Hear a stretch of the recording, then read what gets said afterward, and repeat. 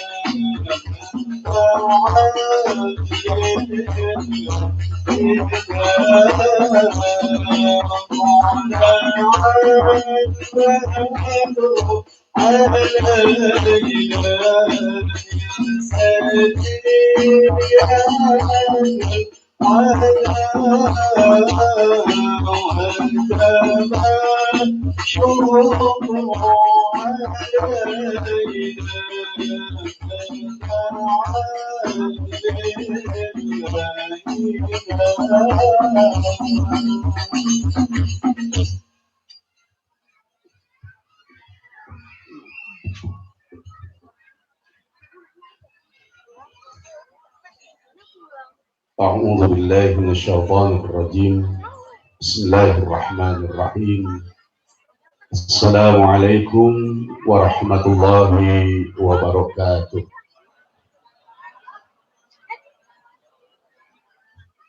Memang di sini senang berbisik-bisik ya.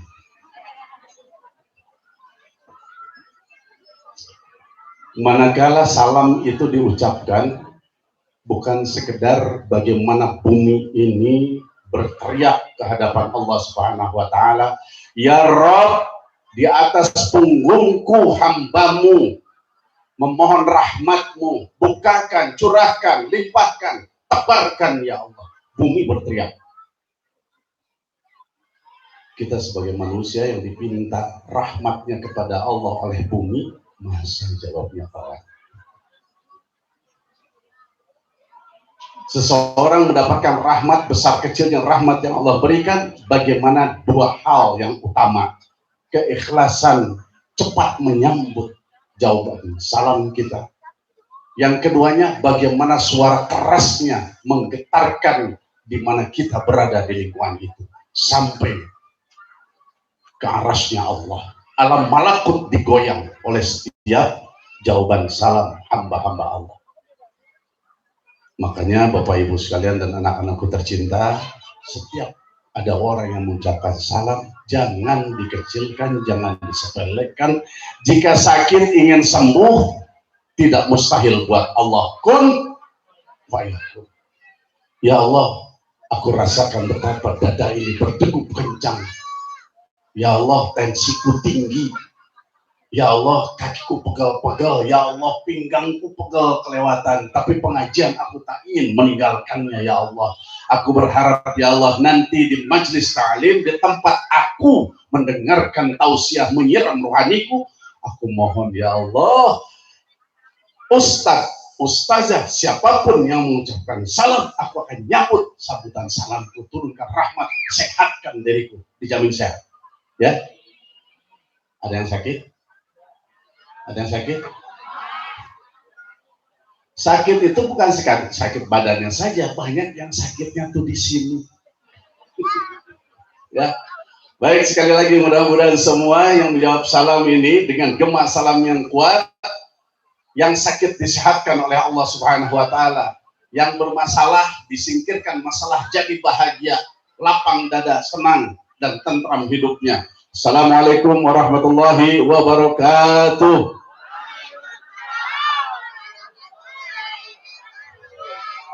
Itulah umat Islam. Kalau diiming-iming baru ya, atau ditakut-takuti baru gitu kan. Mau detik ini, saat ini ke depan, kita tidak perlu diiming-imingi, tidak perlu ditakut-takuti. Kita tahu dasarnya. Ubsus salam, tebarkan salam, maka Allah berikan kenyamanan dalam hidup, ketentraman dunia wal akhirah.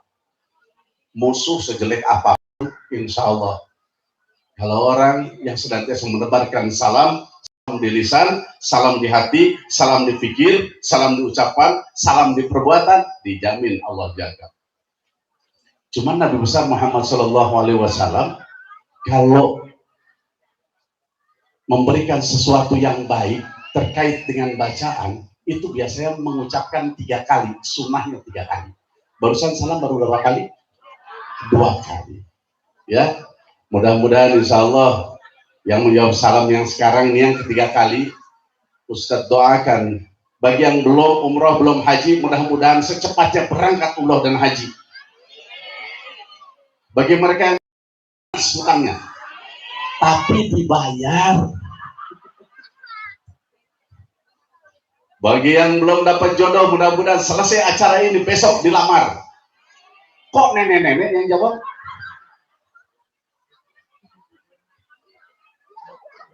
Bagi yang sekolah lulus dengan baik, bagi yang sudah selesai sekolahnya mudah-mudahan dapat pekerjaan. Ya, bagi mereka yang cantengan mudah-mudahan cantingan. Assalamualaikum warahmatullahi wabarakatuh.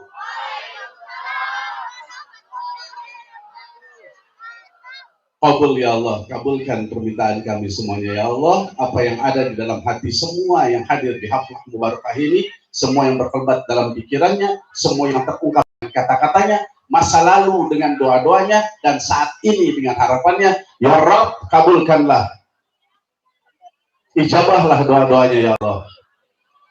Mudah-mudahan insya Allah dijabah ya oleh Allah Subhanahu wa Ta'ala. Alhamdulillah. Alhamdulillahilladzi arsala rasulahu bil huda wa dinil haq liyudhhirahu 'ala ad-dini kulli walau karihal kafirun walau karihal musyrikun walau karihal munafiqun. Asyhadu an la ilaha illallah wahdahu la syarika lah wa asyhadu anna Muhammadan 'abduhu wa rasuluh.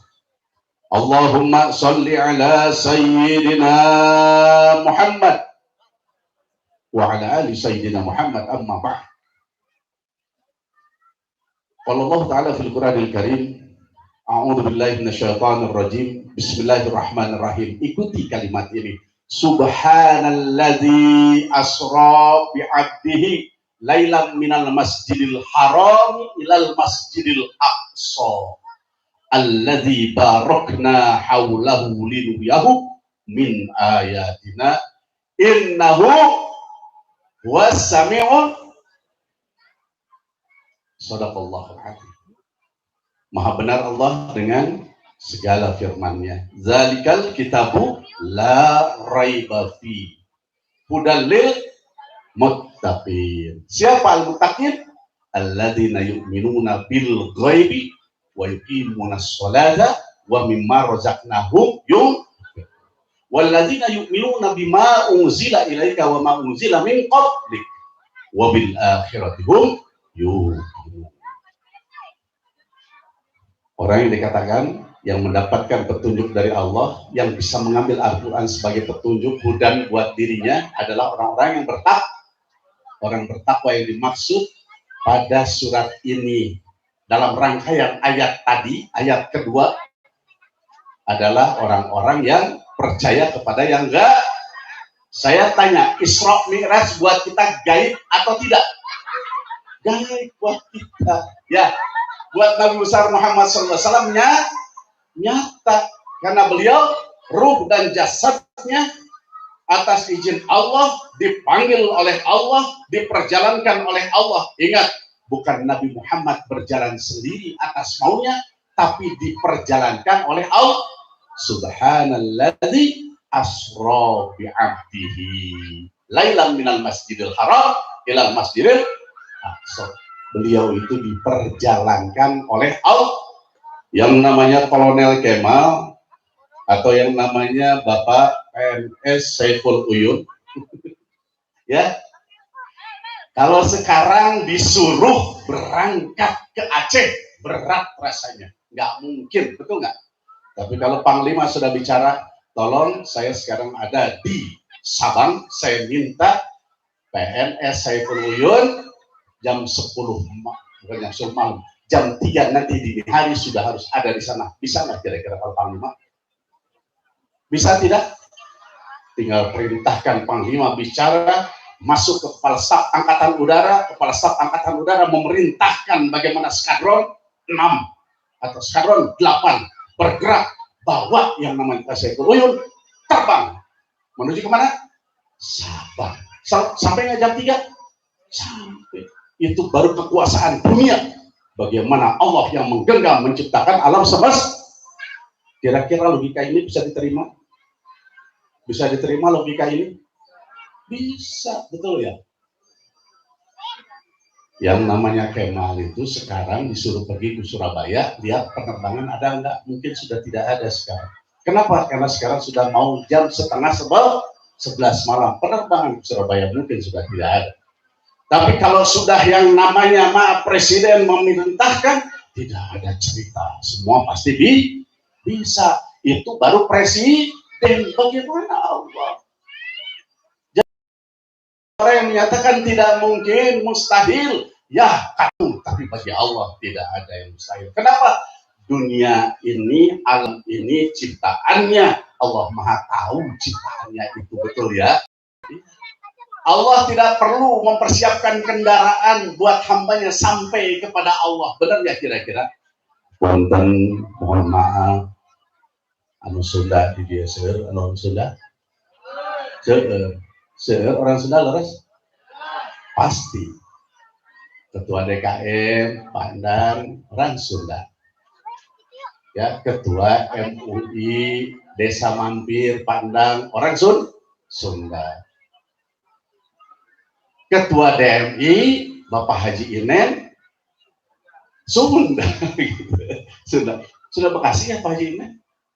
Ah, Bogor. Ya. Baik jamaah rahimakumullah, ini membuka buat kita sekalian. Kita coba dikejutkan. Ya, selama ini mungkin kita berbicara hanya sekedar bagaimana Isra Mi'raj Nabi besar Muhammad SAW dibahas dengan buruknya. Sesungguhnya Allah tanpa harus ada seperti itu. Allah hanya menyatakan saja, hei yang namanya Muhammad, engkau kekasihku, engkau hambaku, sampailah kepadaku. Sampai, betul nggak kira-kira? Hanya Allah memberikan beberapa hal terkait dengan perjalanan Isra Mi'raj Nabi besar Muhammad SAW dalam rangka ada di kemudian hari dari mukjizat ini yang bisa masuk ke dalam logika, menjadi ilmu pengetahuan, dan menjadi alat transportasi buat manusia tanpa harus bicara tentang kegaiban. Betul nggak kira-kira? Ya, ketika berbicara tentang Isra Nabi besar Muhammad SAW, pakai apa Isra? Isra itu kan perjalanan dari Masjidil Haram ke Masjidil Isra. Dia berada di antara langit dan bumi, berada pada posisi level kalau di dalam dunia penerbangan atau angkatan udara itu pada posisi sudah stay, dia pada posisi seolah-olah kayak diam, tapi dia bergerak maju, dia dalam keadaan tenang, nyaman, seperti kita ada di bumi, diam, tenang, asik, tenang, begitu level. Sesuai dengan takaran ukuran ketinggian pesawat ini, setiap pesawat berbeda ketinggiannya.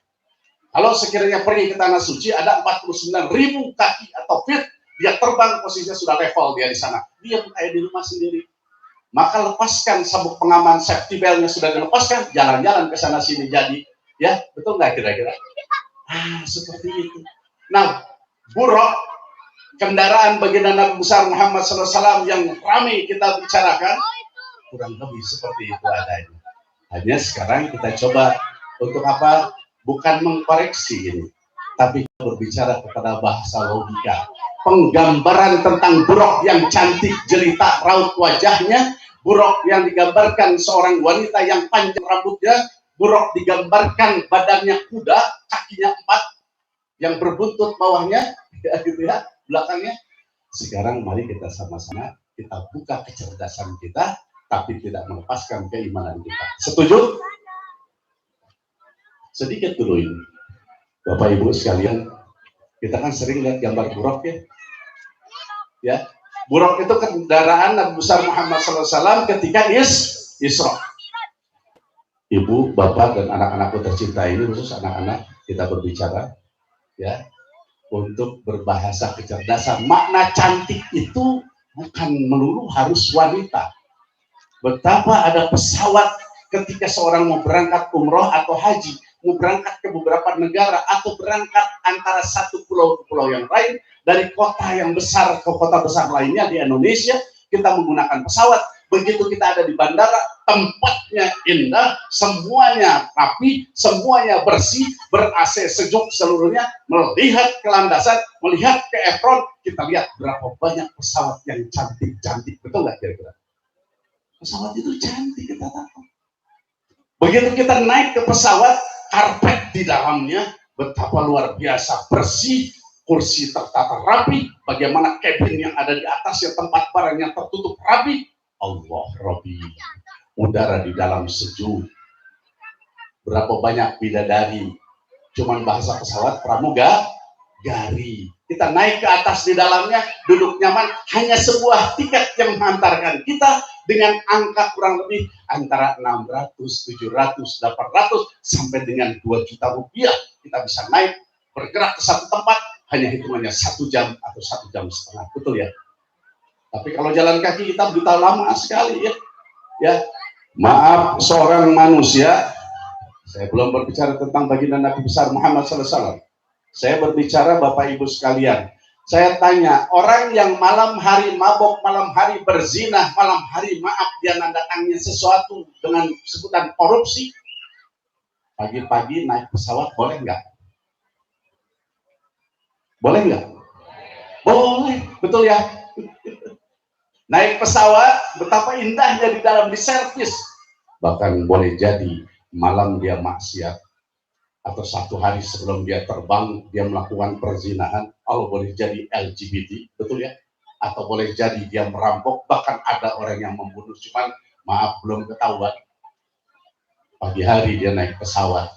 Hanya dengan tiket, dia bayar karena dia punya uang, dia naik dengan kemewahannya. Dia berada di kelas bisnis, bahkan eksekutif, dia duduk di sana nyaman, diladangin, dilayani, bahkan makanan yang lebih enak daripada yang ekonomi. Betul nggak kira-kira? Bisa seperti itu? Bisa tidak? Hampir banyak yang seperti itu ya. Betul ya? Bagaimana baginda Nabi besar Muhammad SAW, kekasih Allah, nggak pernah berbuat dosa. Kalau berbuat dosa sekalipun dimaksum oleh Allah. Nabi besar Muhammad SAW diciptakan memang dikhususkan prioritas untuk masuk surga. Tiba-tiba Nabi Muhammad dipanggil oleh Allah, diperjalankan oleh Allah dari Masjidil Haram ke Masjidil Aqsa menggunakan kendaraannya model kuda.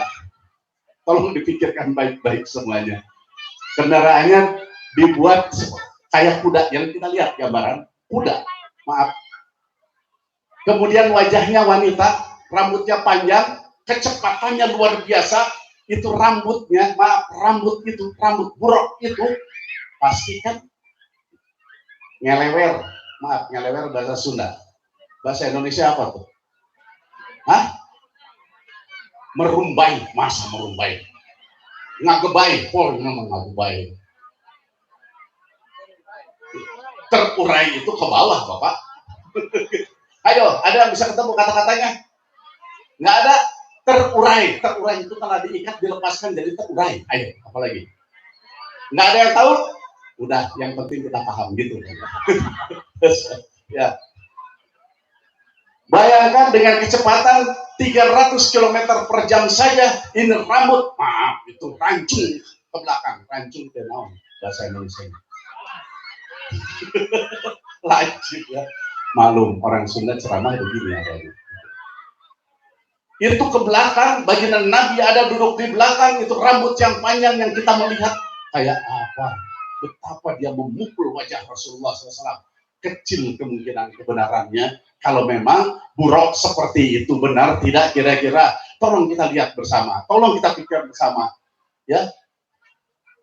Jadi buruk yang Allah ciptakan itu, yang Allah berikan itu tak dapat waktu itu digambarkan sebagaimana gambar pesawat Garuda, pesawat Lion Air, ya, Sriwijaya, maaf itu bukan iklan, pesawat yang ada di kita, ya, nggak bisa dikatakan pesawat Saudi Airlines, ya, tidak, SQ, bukan. Dulu belum ada itu yang namanya pesawat, jadi tidak bisa digambarkan dengan sebutan itu. Pesawat pun tidak bisa mengimbangi dengan apa? Indahnya buruk itu. Betul nggak kira-kira?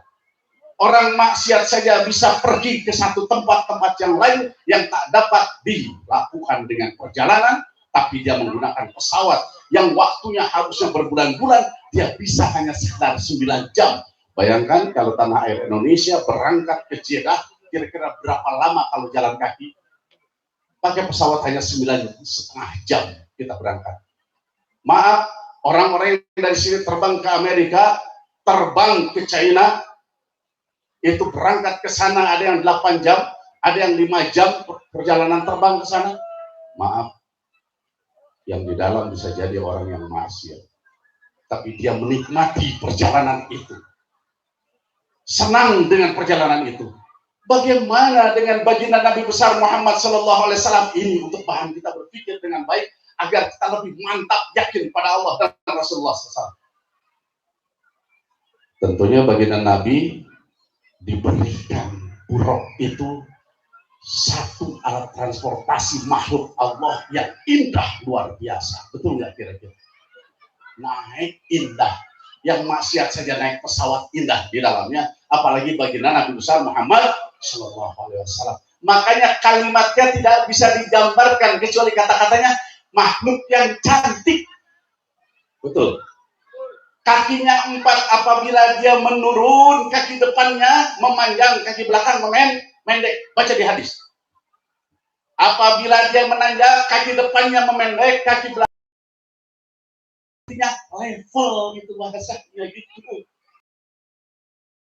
Dan karena yang diundang angkatan udara, ya bahasain gitu ya.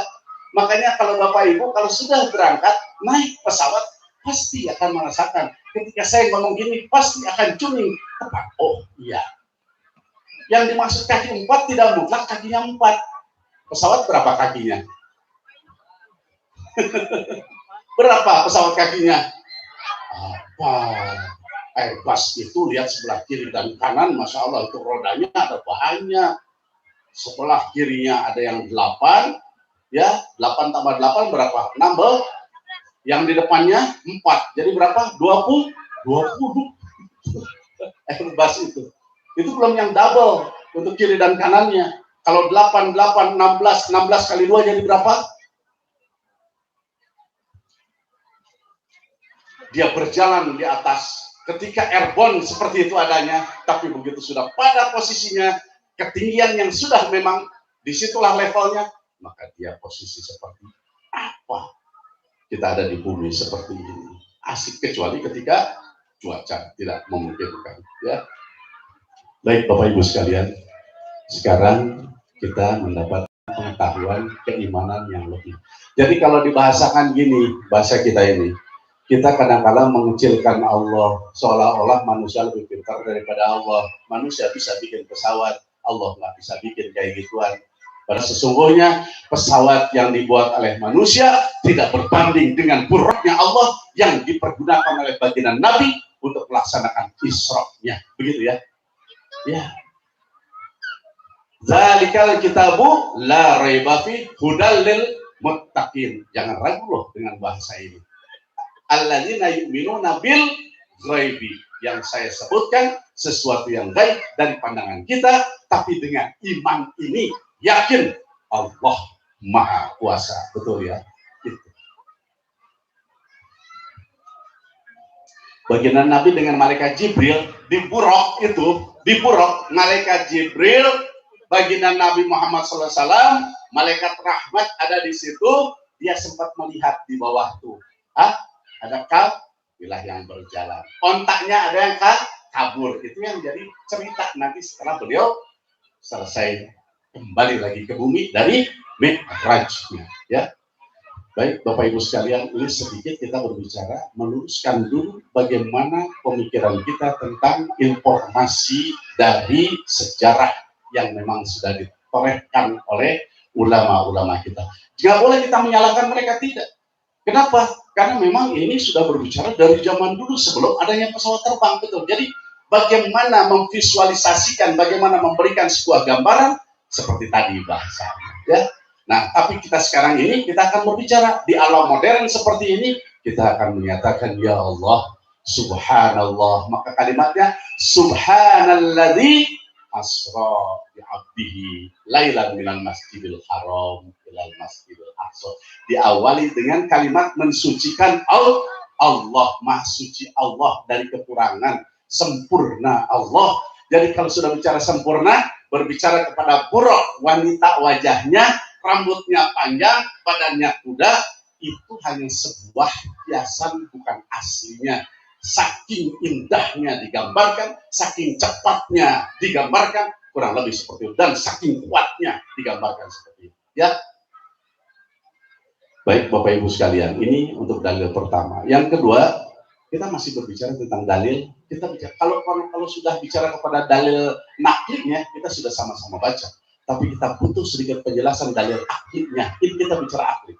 Kalau kita belajar tijan daruri, kita akan belajar dalil akli dan dalil nakli tentunya. Ya, Bapak Ibu jamaah rahimakumullah dan anak-anakku tercinta. Ada orang yang bilang, maaf, ini orang ini sudah, maaf, sekolahnya itu bukan sekolah biasa. Dia sudah S3. Bahkan ada profesor yang menyatakan bahwa Isra Mi'raj itu adalah bagaimana mimpinya Nabi, naudzubillah summa naudzubillah. Kalau saya boleh memberikan nasihat kepada orang yang seperti ini, hendaknya syahadat lagi. Nah, gitu. Tapi maaf, kita tidak boleh mengecilkan, kita tidak boleh menghinakan.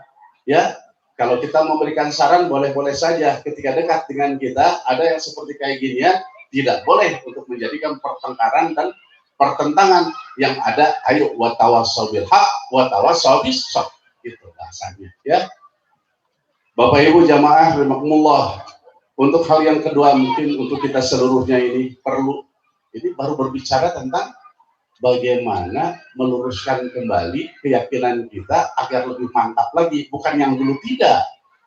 Yang dulu sesuai dengan keadaannya. Sekarang kita sudah era modern di mana teknologi transportasi begitu majunya, ya. Dulu kereta api kan betul ya, pakai batu bara. Wah, itu yang kerja masukin batu bara yang ngebakarnya terus, itu pakai singkut masuk. Zaman dulu. Sekarang maaf, dulu Bandung Jakarta berapa jam?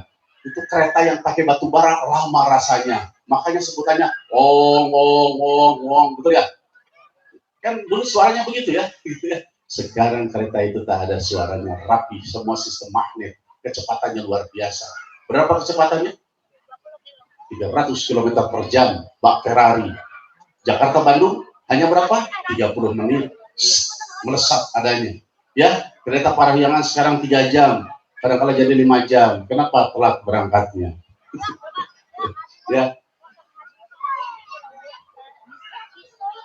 Yang kedua, Bapak Ibu sekalian, ini sedikit untuk bicara dalil ini dulu. Biar nanti ada pertanyaan, terutama kepada anak-anak, kita bisa memberikan jawaban ini. Ya, nggak mungkin perjalanan yang bukan sekedar ratusan kilometer, bukan ribuan, jutaan kilometer, bahkan lebih daripada itu, miliaran jaraknya.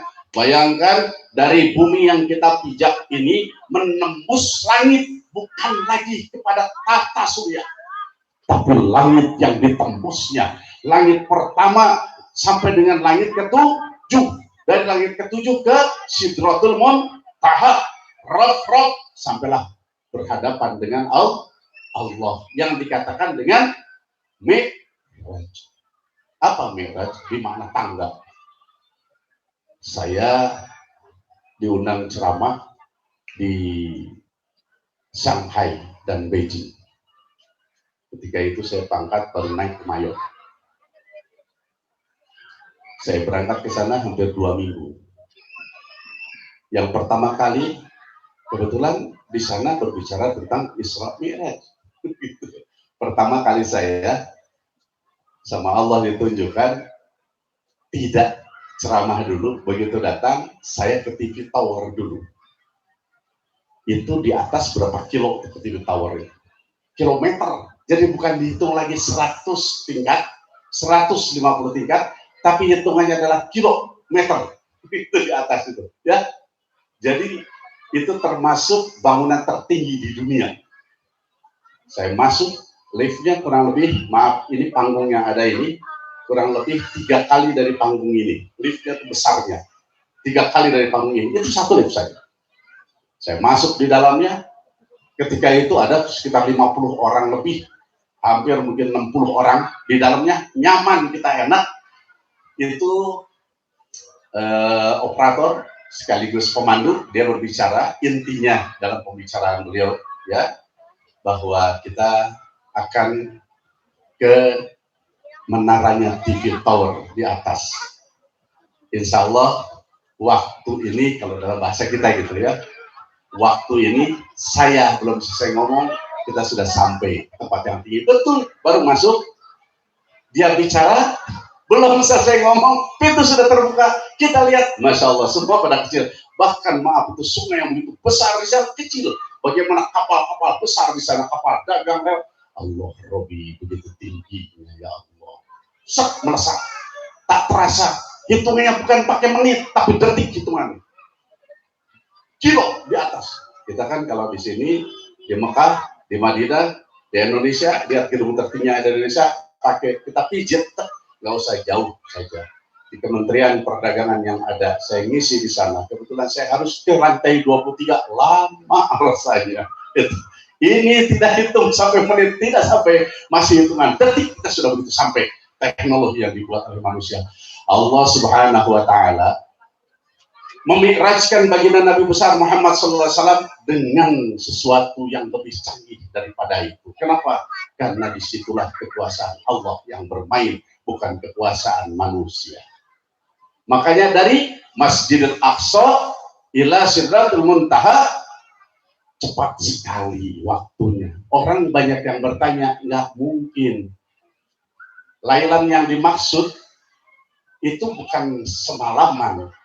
Lailan yang dimaksud di sini adalah sebagian. Sebagian bukan setengahnya, bukan seperempatnya, tapi sebagian itu sesaat di waktu malam, sesaat saja. Berapa hitungannya? Bisa menit, ya. Jadi amat cepat, amat singkat. Ini yang kadangkala dipertanyakan oleh orang-orang yang biasa berpatokan pada ilmu zohir, dia tidak memainkan ilmu batin, makna keimanan. Begitu. Bapak Ibu sekalian, mungkin Bapak Ibu insya Allah dengan apa yang sudah dimiliki dulu ketika kita belajar di surau, di manasah, musola, di masjid-masjid dulu kita punya keyakinan itu, karena memang zaman tidak seperti sekarang. Tapi untuk anak-anak sekarang tidak mudah itu. Makanya ini perlu bahasa ini disampaikan, bekal buat Bapak Ibu memberikan penjelasan kepada mereka. Kenapa kok waktu bisa cepat sementara 24 jam itu sama? Kenapa kok bisa cepat padahal jarak itu jauh amat? Kok bisa? Baik, saya coba memberikan ilustrasi lagi kepada Bapak Ibu sekalian. Barangkali belum, sudah sebuah penekanan bahwa oh sama dengan penceramah yang lain. Gitu. Kalau demikian, yakinlah kita, ya maksudnya itu. Saya tanya, di sini ada jam nggak di masjid? Ada jam. Sehari semalam berapa jam? Sehari semalam berapa? Pintar yang menjawab. Sini. Sini. Sini. Sini. Sini. Ya. Ya. Jadi sehari semalam berapa jam? 24 jam. Pintar. Ada satu pertanyaan. Isra Mi'raj Nabi besar Muhammad Sallallahu Alaihi Wasallam jatuh pada bulan apa dan tanggal berapa? Bulan Februari tanggal 8. Ini mau dikasih 100.000 tadi. Karena salah, nggak jadi Ustaz masukin lagi. Turun. Sudah baik, terima kasih ya. Baik, di sela-sela Ustaz bicara, siap-siap. Ini hanya berlaku untuk anak-anak dan ibu-ibu. Kalau anak-anak memotivasi untuk belajar, ibu-ibu untuk dapur belanja besok pagi.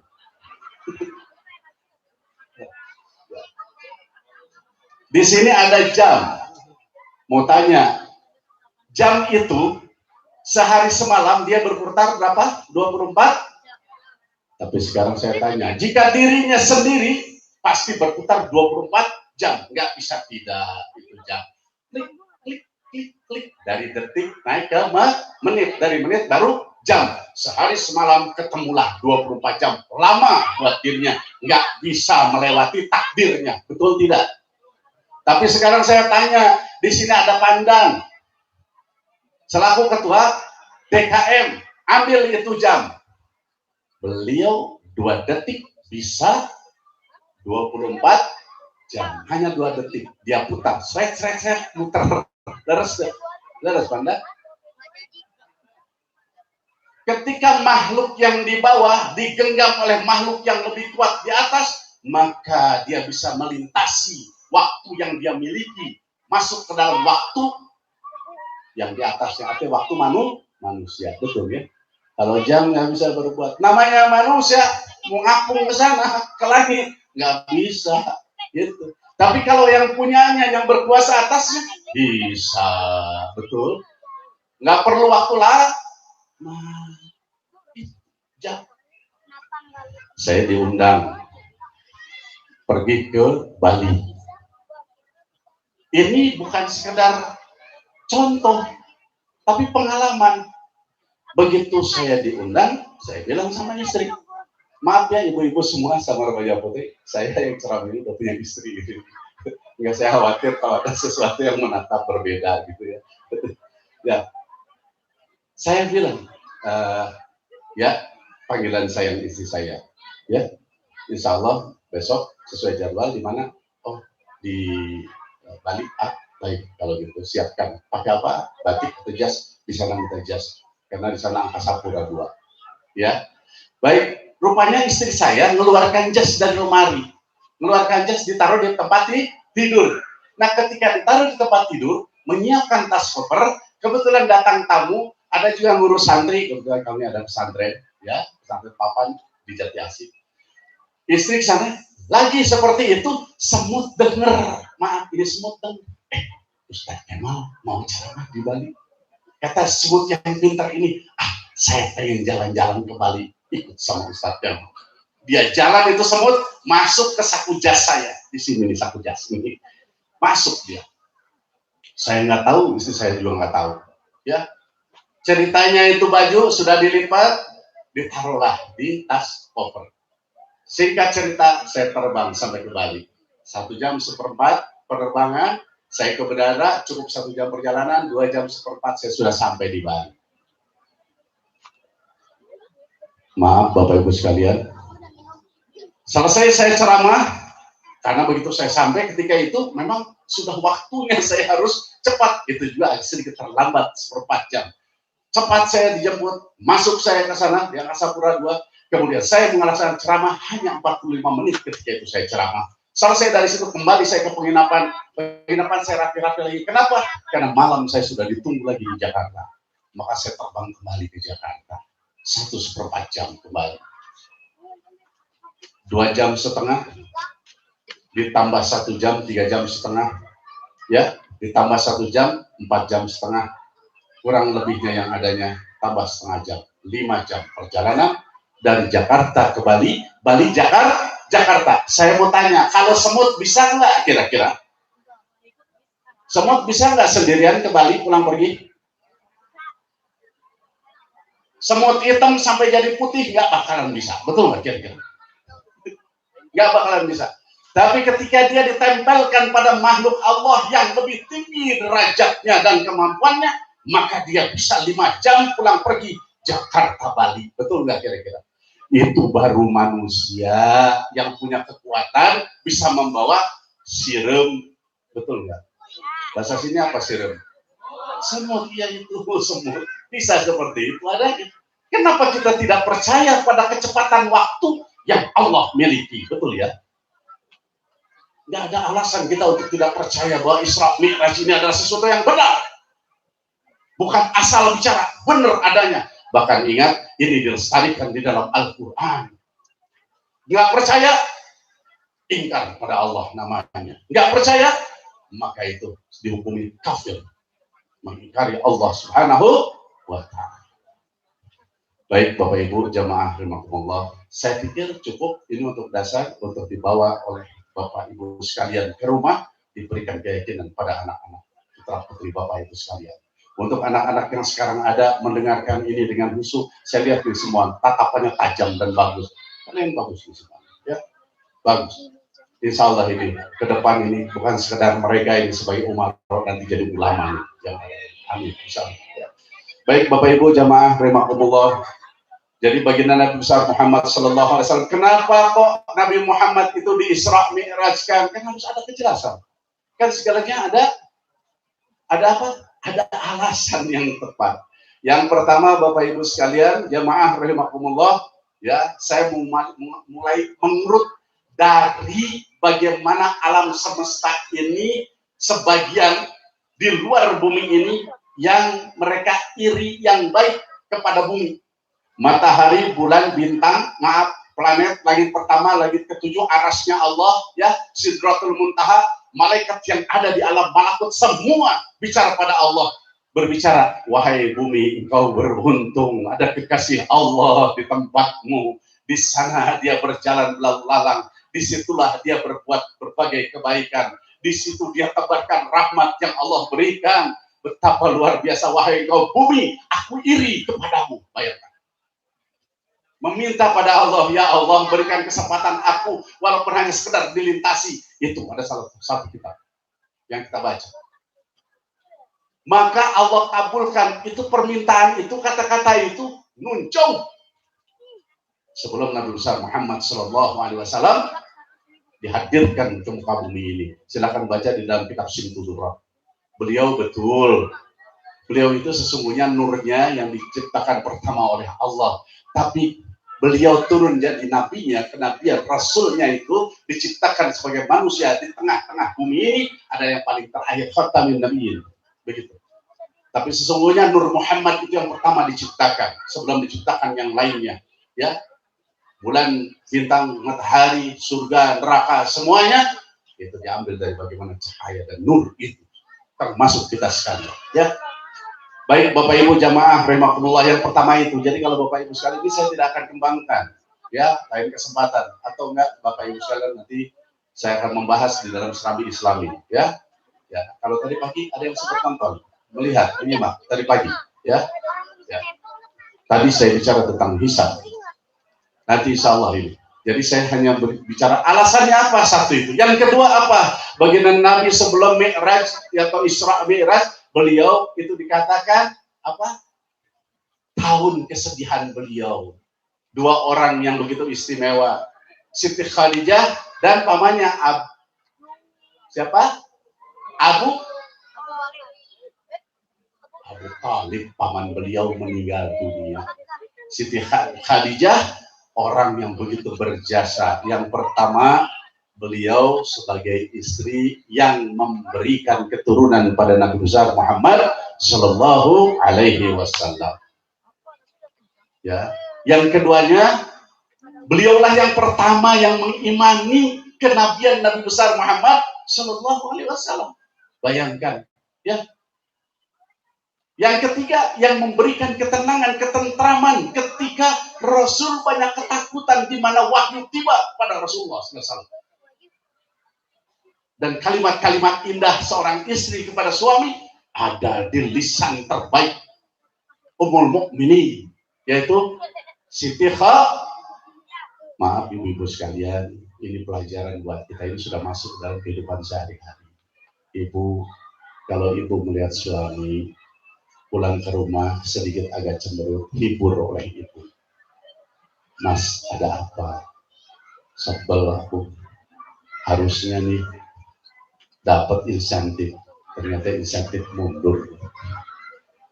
Sebel, harusnya untung, tapi ternyata saya nggak kebagian keuntungan ini.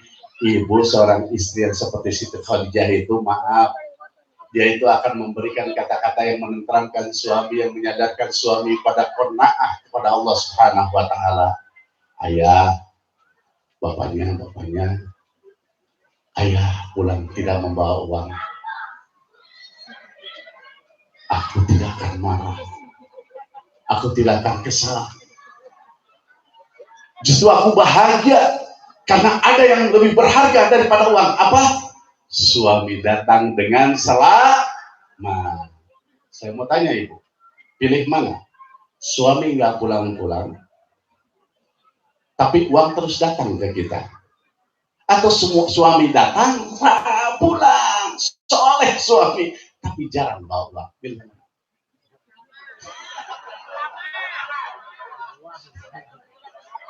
Apa itu yang di belakang? Mendingan uang datang terus walaupun suami nggak pulang. Bang Toyib atau sigat itu gitu.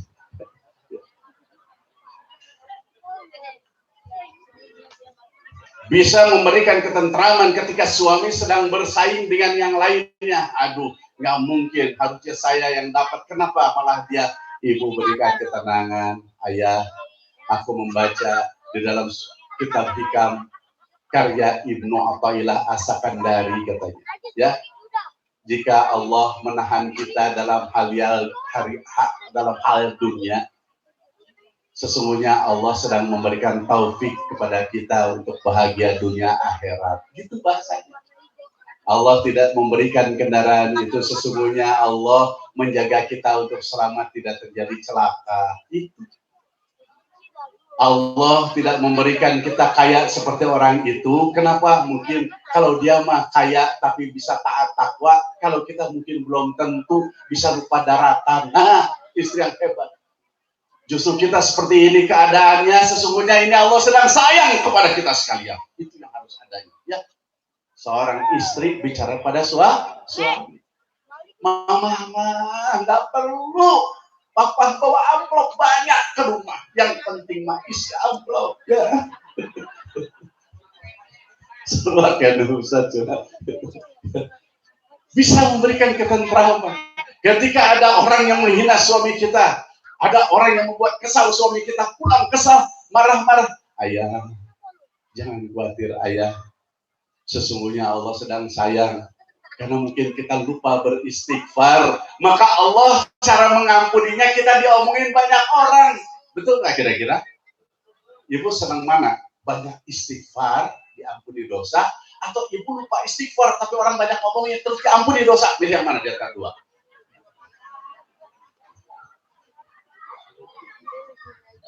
Allah Rabbi, Masya Allah. Ya. Jadi kembali Bapak Ibu jamaah rahimakumullah. Tahun itu adalah tahun kesedihan baginda Nabi besar Muhammad SAW. Yang amat sedih baginda Nabi itu sesungguhnya bukan sekedar meninggal wafatnya Abu Thalib, tapi kesedihan yang amat sangat. Abu Thalib itu yang senantiasa menjaga dan membela beliau. Siapa saja yang berani mengganggu keponakannya yang namanya Muhammad, silakan berhadapan dengan pedangku ini. Dia sampai seperti itu. Sepanjang ada dua ini, Siti Khadijah dan Abu Thalib ini. Maaf, bukan berarti Rasul menyandarkan pada mereka, tapi bagaimana cinta dan sayangnya kedua orang ini kepadanya. Itu la yashkurullah malam yashkurun nas. Tidak dikategorikan orang itu bersyukur kepada Allah, orang yang kagak pandai berterima kasih sama manusia yang udah ngasih kebaikan sama ente, gitu bahasanya. Ya, orang sudah ngasih kebaikan, kita cuek-cuek saja. Nah ini biasanya maafnya orang kaya, pejabat tinggi biasanya datang yang rendah kepada kita, nyepelekan, ngasih sesuatu. Padahal takaran orang yang ngasih ini, itu yang terbaik. Betul nggak kira-kira? Hati-hati. termasuk saya, ini mas saya, bukan ustadz yang lain, saya, datang seseorang kepada kita, nggak boleh mengecilkan, merendahkan, maaf, najis dalam diri kita itu susah dicucinya. Kenapa?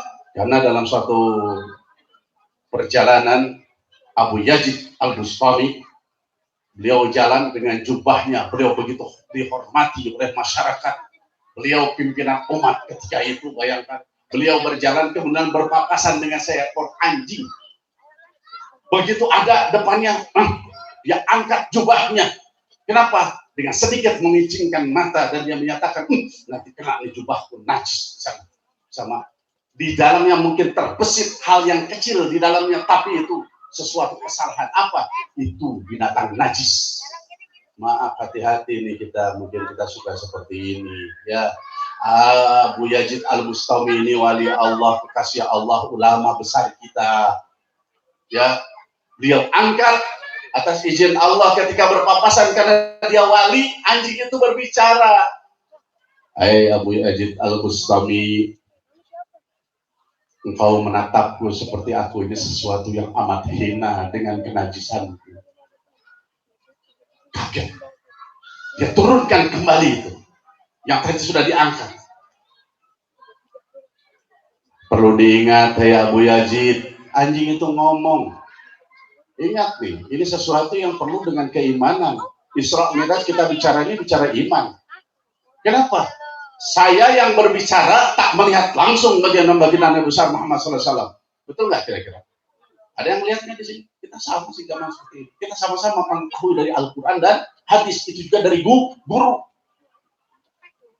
Tanpa iman nggak bisa kita menerima ini. Tanpa iman ini tak bisa bertutur kata. Mudah-mudahan tutur kata ini yang terbimbing oleh Allah Subhanahu Wa Taala. Ya, Abu Yazid kita bicarakan sama. Kita berbicara tentang sesuatu yang gaib. Di Abu Yazid, nah yang dia merasakan secara langsung. Dia turunkan gamisnya, dia turunkan jubahnya, dia dengarkan kalimat yang keluar dari anjing ini. Wahai Abu Yazid, aku ini betul adalah makhluk yang sudah ditetapkan oleh Allah, liurku, diriku ini najis apabila terkena apa kalimatnya. Jadi anjing itu sesungguhnya tidak najis, tapi dia baru dikategorikan najis kalau terkena kita. Betul nggak kira-kira? Anjing itu makhluk Allah, ingat loh, jangan salah. Pernah lihat anjing buncit kayak kerbau? Pernah lihat nggak? Saya sempat belajar kitabnya Imam Syafi'i tentang anjing. Ada 20 keistimewaan anjing yang harus kita pelajari, dan itu menjadi akhlak yang mulia. Ingat, jangan dihina itu anjing, tapi tidak juga lantas, oh jangan dihina.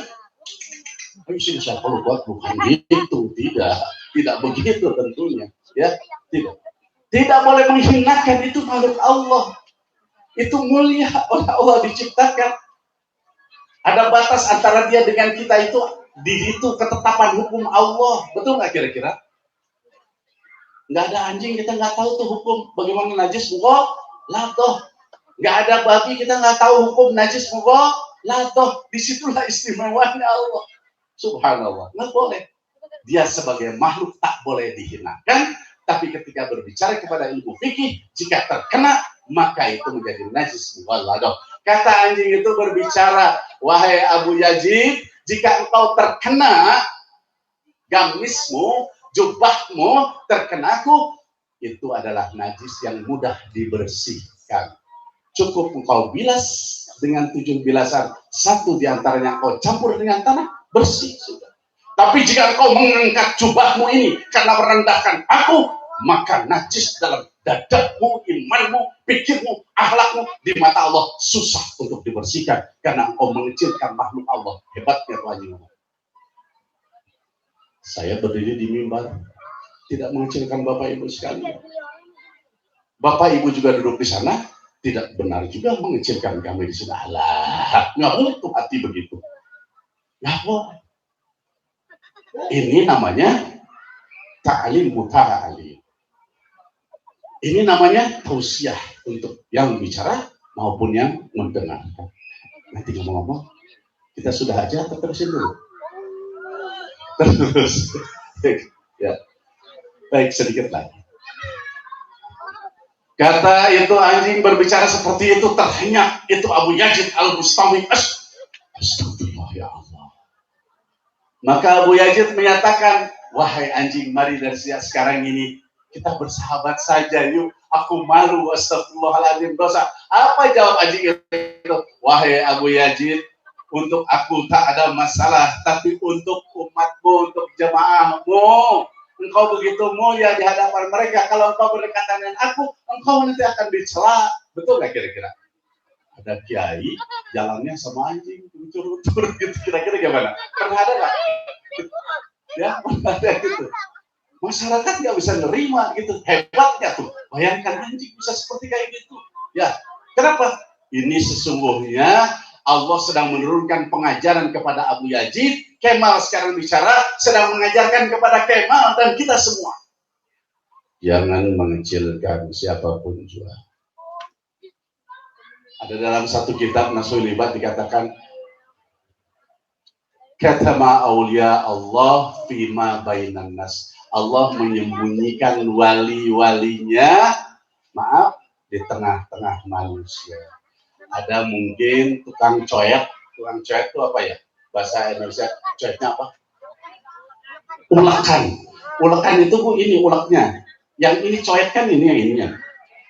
Cobeknya gitu.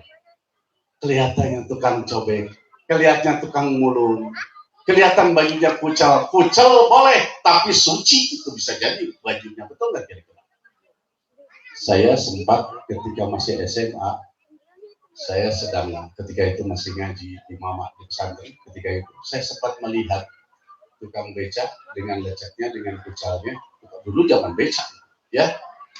Beca itu kan di belakangnya itu, maaf, kalau tukang beca itu kan di depan sadelnya itu suka ada keropak gitu ya. Kalau orang bilang dashboard gitu ya, di mobil, di keropak itu dia keluarkan kain, maaf, kain itu satu lembar, Bapak Ibu sekalian, wahai anak-anakku tercinta, itu zaman kami SMA itu, keluarkan dia, kemudian dia ke air, dia lepas semua pakaian yang ada, dia bungkus seperti kain kafan, membungkus tubuh, cuman setengah badan dia, nggak punya baju ketika itu. Allah Rabbi, dia sholat. Saya tertegun, ini orang sering sholat, tapi sholatnya kenapa menyendiri? Ternyata nggak ada pakaian. Dia pakai baju yang ada itu hanya sekedar, maaf, itu satu lembar kain putih dipakai sholat. Ya Allah, terlihat kehusuannya. Kalau bahasa kita itu, begitu dia takbiratul ihram, Allahu Akbar, dunia udah nggak ada dalam benaknya, dunia nggak ada di hatinya, tak ada lisan bertutur kata yang lain, tak ada lupa kecuali Allah. Kalau kita, ya Allah, semakin rapi bajunya, semakin indah busananya, semakin bagus rumahnya, banyak kendaraannya, uangnya bertumpuk di bank, dihormati banyak orang, semakin sholat, banyak masalah dalam sholat. Betul nggak kira-kira? Allah, jualan kita bagaimana ya? Allahu Akbar, aduh, anak belum pulang juga, itu jam 9 malam. Segitu juga sudah lumayan mau sholat, tapi kalau gitu terus kapan kualitasnya? Segitu juga lumayan dia mau sholat, ya untuk awal, tapi besok bukan begitu lagi. Harus bagaimana? Malu aku ya Allah, kenapa hari ini aku mikir anak, besok aku mikir kerjaan, besoknya lagi aku mikir orang yang ngomongin aku, besok lagi mikir lagi, aduh barang tak hilang, ya besok lagi mikirin, aduh kalau saya sudah nanti ngumpulin uang dari sini, nanti beli ini. Bahkan tidak jarang, Allahu Akbar, mikir jalan mana nanti, ini kan tapi macet, sekarang udah jam segini, sampai kemacetan dipikirin. Ustaz, kenapa Ustaz bisa ngomong? Ya mungkin saya seperti gitu maksudnya. Ini orang, maaf gitu, saya melihat sampai sekarang, saya menceritakan tergambar dan terbayang bapak-bapak tuan beca. Akankah dia hina? Subhanallah. Kita kadang-kadang sholat sambil main, anak-anak nendang kiri, nendang kanan, padahal harusnya dididik dari mulai anak segede gini. Bagaimana sholat itu khusyuk? Alah, masih anak-anak, itulah lemahnya kita. Alah, masih kecil, nanti udah gede, siapa yang mengajar? Kalau kita masih hidup. Kalau kita mati, siapa yang ngajar? Betul nggak kira-kira? Saya menerima banyak anak-anak yang masuk pesantren, hampir rata-rata nggak pada bisa ngaji. Kedua, kalau toh bisa ngaji, mereka lulus Iqra tapi nggak bener Qurannya. Sedih nggak kira-kira? Sedih sekarang, lulus Iqra nggak bener Quran. Udah lulus Iqra, dianggap itu anak sudah beres ngaji. Masya Allah. Saya terima, makanya anak begitu datang ke saya, 1 bulan saya cetak bisa ngaji. Gitu aja. 3 bulan kemudian, dia harus punya kemampuan tahsinul Quran. Dari 3 bulan ke atas ke sana, dia harus sudah hafalan Quran. Kemudian saya ada target 3 tahun, 1.502 hadis harus hafal. Makanya saya pakai kitab hadisnya, Muhtarul Ahadits. Saya pakai untuk anak-anak saya di sana. Hafal. Saya 4 kali pertemuan dengan kamu, 50 hadis harus bisa. Saya bilang begitu. Tidak, keluar kamu. Ambil jurusan fikih. Ambil jurusan Quran. Saya bilang. Seperti itu. Dekat pesantrennya di Jati Asih. Ya, sekarang ini begitu pendaftaran hampir kuotanya cepat habis, ya. Baik Bapak Ibu jamaah rahimakumullah, ini sedikit kita berbicara bagaimana dia cuma satu mulai saja Allah Robi sedih yang ada. Saya coba mencari, maaf, lari, ini saja mencoba, saya lari cari yang namanya baju barangkali cocok untuk dia. Dia sudah menghilang entah kemana. Yang kedua ada peristiwa yang istimewa. Ini saya di kompleks. Sekarang saya sudah di pesantren tinggal. Dulu saya berada di Halim di Trikorak, saya sebutkan namanya. Ini ada. Dulu bersama dengan saya di sana. Ketika saya berangkat di subuh hari, saya melihat kok ada anak kecil umurnya 3 tahun. Ini Allah yang jadi saksi. Kurang lebih anak itu 3 tahun. Datang 3 tahun. Adzan belum berkumandang, itu anak sudah jalan. Pakai sarung 3 tahun. Mana yang 3 tahun di sini? Nggak ada. 3 tahun itu anak jalan masuk. Hari pertama saya kaget, saya pikir mungkin ada orang tuanya, awalnya biasa saja. Hari kedua, isi anak ada lagi. Saya tanya, nggak tahu. Semua di masjid itu nggak tahu. Saya coba nanya, mau apa? Saya mau jadi anak yang soleh. 3 tahun ngasih jawaban. Sholat ikutin. Dan sholatnya nggak keganggu. Oh nggak, apalagi keganggu orang. Enggak, sholat benar-benar seperti orang dewasa sholat. Allah Rabbi. Nanti kita bicara tentang Syekh Abdul Qadir Jailani. Sholat dia. Pulang sendiri. Padahal maaf itu dari jalan masjid menuju rumah saya. Itu anjing bisa 5. Ya Pak, ya betul Pak. Itu anjing itu bisa 5, bisa 7. Itu tuh dari tetangga sana berkumpul tuh kalau tengah malam ke subuh itu kan begitu. Saya sendiri kadang-kadang kiri kanan takut. Itu anak melenggang aja itu 3 tahun itu Allah. Jalan. Saya sempat bertanya, di situ juga semua pada kaget bapak-bapak yang lainnya karena hampir rata-rata orang-orang ya kalau di komplek memang tentara banyak muda di sana tapi banyak juga yang tua, ada yang tua. Karena tua di sana kan tidak setua orang yang pensiun karena yang pensiun jarang di sana. Rata-rata masih aktif, jadi masih muda, gitu bahasanya. Ya kalau di sini maaf, Anda banyak yang tua yang muda. Alhamdulillah, yang muda ya Pak ya, muda di sini. Rata-rata berapa? 20 tahun, 30 tahun itu. Ya, insya Allah. Hari ketiga saya sedih ketika itu. Apa? Datang seseorang, kita lagi pada sholat, itu anak saya lupa, saya tidak tahu aja. Kenapa? Dia berada di bawah pohon yang agak gelap, tidak ada lampu di situ. Itu rupanya bapaknya. Maaf, celananya pendek. Di motor, kelihatan dari agak jauh, kelihatan marah, gitu. Itu anak itu diambil, dimarahin. Kamu, sudah saya nggak mau dengar lagi sih. Dari sejak itu saya tidak melihat lagi itu anak. Sampai saya pindah ke pesantren ini, saya nggak melihat. Jadi Bapak Ibu sekalian, bukan berarti anak kecil itu tidak boleh diajar khusus. Justru dari sinilah didik mereka. Kenapa? Kita masuk sekarang kepada perjalanan Nabi Muhammad SAW sebelum nanti kita tutup ini. Bapak Ibu sekalian, tadi sudah berbicara Isra, kita sudah tahu sekilas saja. Saya tidak bedah yang lainnya. Saya ingin membuat bagaimana Bapak Ibu sekalian lebih yakin bahwa Isra Mi'raj itu betul ruh dan jasadnya, bukan ruhnya saja. Ingat, bukan mimpi tapi benar adanya. Kenapa? Karena ini diperjalankan oleh Allah. Siapa itu Allah? Pencipta alam semesta yang alam tunduk padanya. Betul? Begitu. Yang selanjutnya saya katakan Bapak Ibu sekalian, kalau berbicara tentang Isra, Allah sudah mempersiapkan kenapa baginda Nabi Isra-nya itu menggunakan burak, barku, cepat kilat. Itu Allah akan tunjukkan nanti kemampuan pikir manusia. Laqad khalaqnal insana fi ahsani taqwim. Dia yang dibedakan mulianya manusia. Badannya tak seberapa besar, besaran gajah. Badannya tak seberapa tinggi, berbeda dengan jerapah. Itu bahasanya. Tapi manusia menjadi khalifah di muka bumi ini. Dia bisa menaklukkan dari mulai barat sampai dengan timur, masyrik, ila maghrib. Dengan apa? Teknologi pesawat terbang sekarang. Betul nggak kira-kira? Itu mukjizat Nabi Muhammad SAW. Biasanya mukjizat para nabi nanti akan dijabarkan jadi teknologi. Mukjizatnya Nabi Isa alaihissalam sekarang kemajuan dari bidang medis, ya kan? Ada orang yang sudah harus ini innalillahi ini gitu bahasanya. Tapi kenyataannya pakai apa namanya? Ventilator.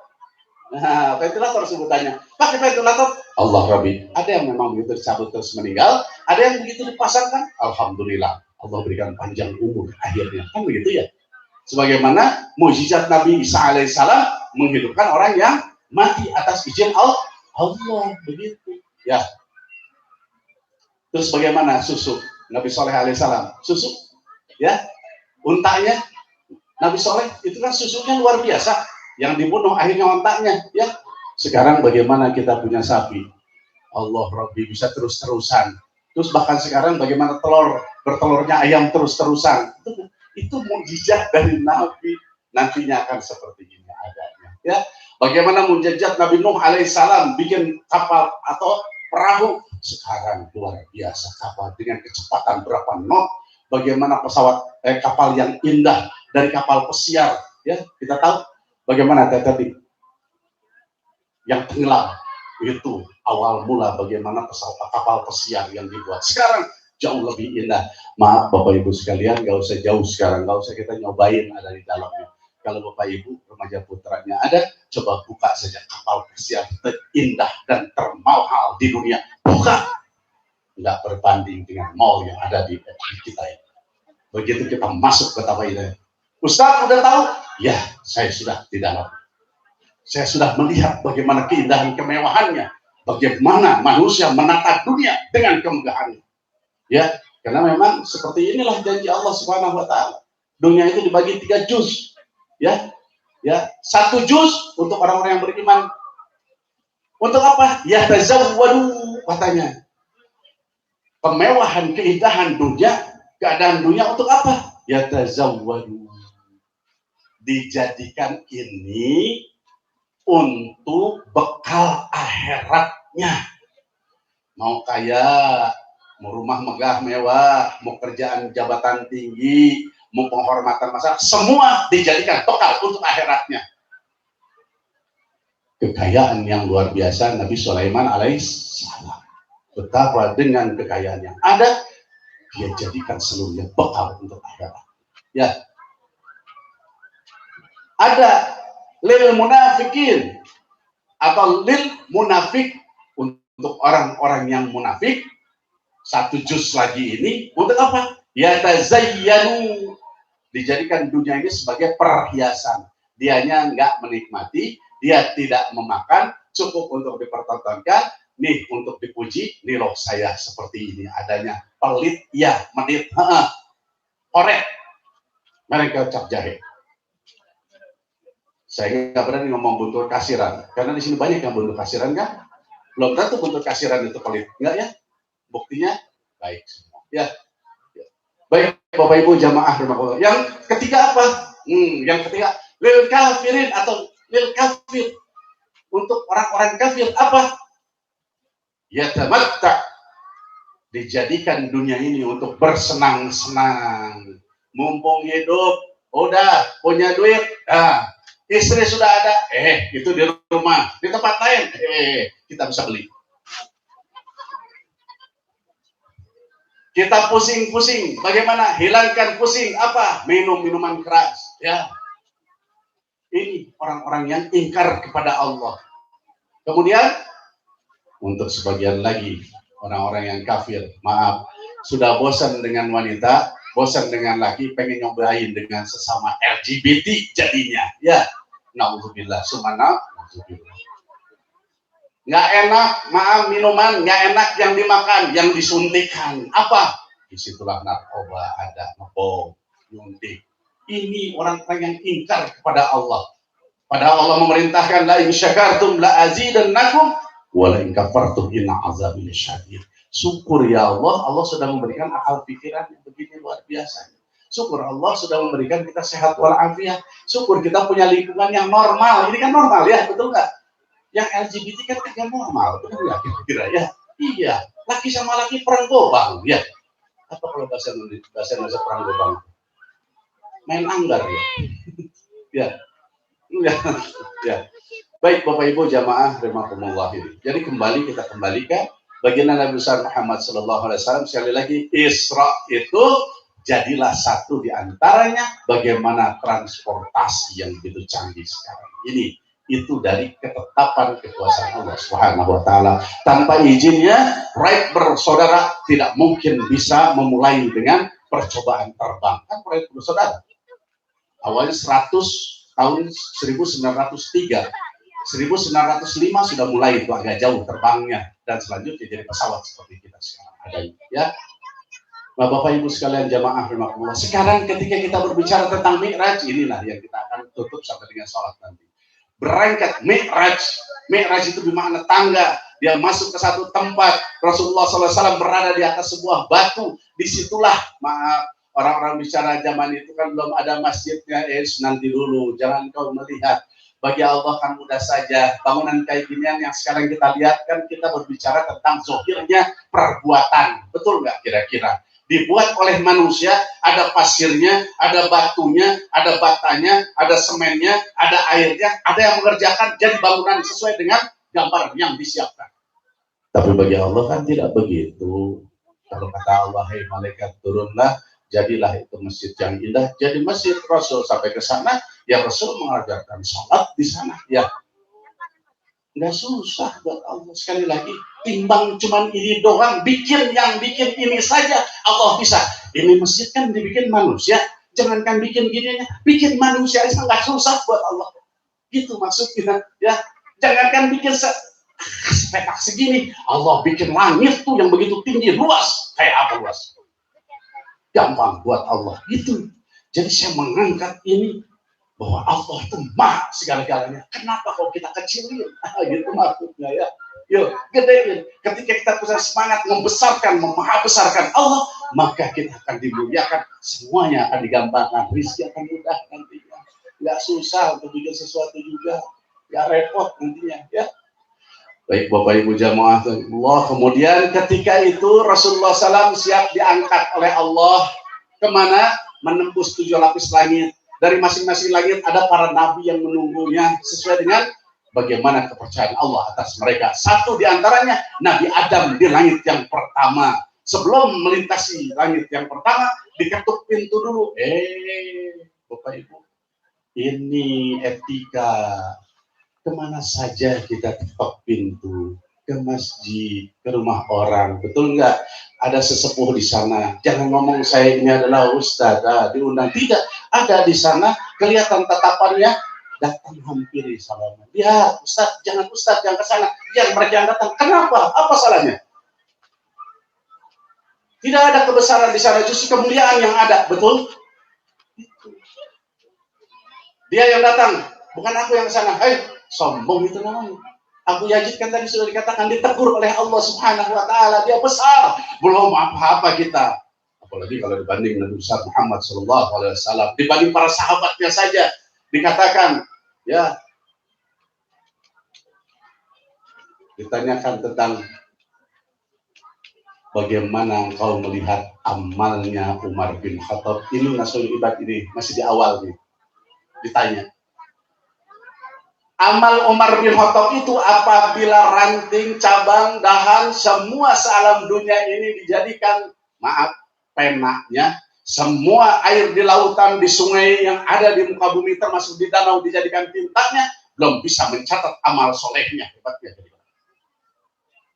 Ditanyakan bagaimana amal Abu Bakar Siddiq. Amal Abu Bakar Siddiq adalah satu di antaranya, amalnya itu adalah Umar bin Khattab. Luar biasa, gitu ya.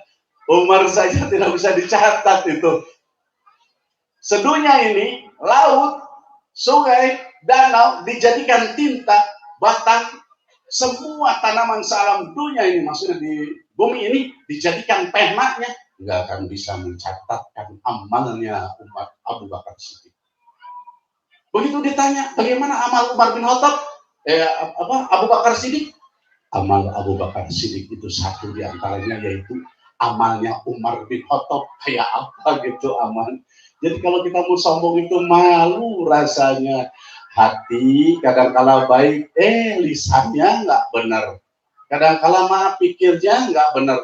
Amal nggak benar. Giliran benar kita pergi ke kantor, dapat uang, kebetulan ada insentif, kebetulan mungkin kerja tempat lain dapat uang, pulang ke rumah dengan bangga, ambil itu uang dilemparkan ke istri. Nih, jangan diboros-boros.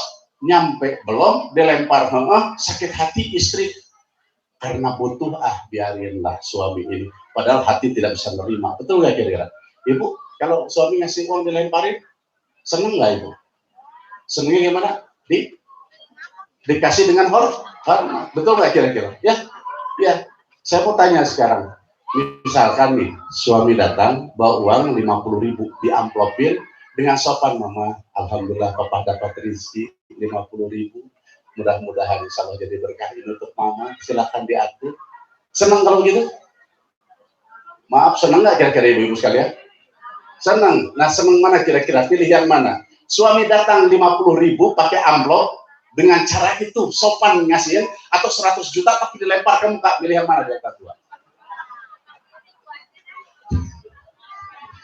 Ternyata ibu-ibu di sini betul ya, milih yang 100 juta itu orang-orang yang matre itu ibu ya.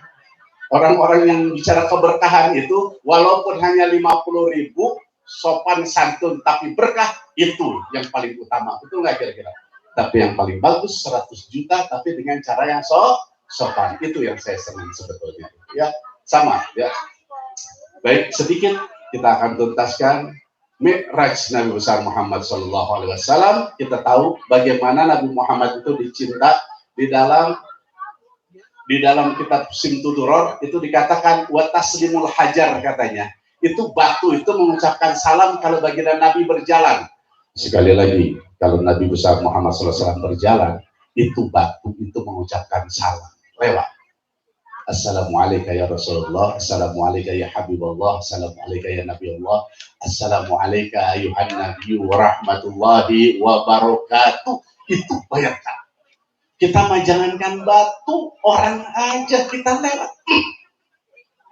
Banyak yang buang wajah, kesal lihat kita. Kenapa? Karena mungkin ucapan akhlak kita banyak yang disakiti. Mungkin, ini mah mungkin. Kalau ada yang seperti itu, cepat kita, mohon maaf, perbaiki. Biasanya awalnya dari ucapan. Ucapan kita bisa dengan lisan, bisa juga dengan pijit-pijitan sekarang ini. Maksudnya di WA gitu. Ya, itu buang jauh. Karena janji Allah Subhanahu wa taala, ya ayyuhalladzina amanu taqullaha wa qulu qawlan sadida yuslih lakum a'malakum wa yaghfir lakum wa may yuti'illaha wa rasulahu faqad faza fawzan 'azima.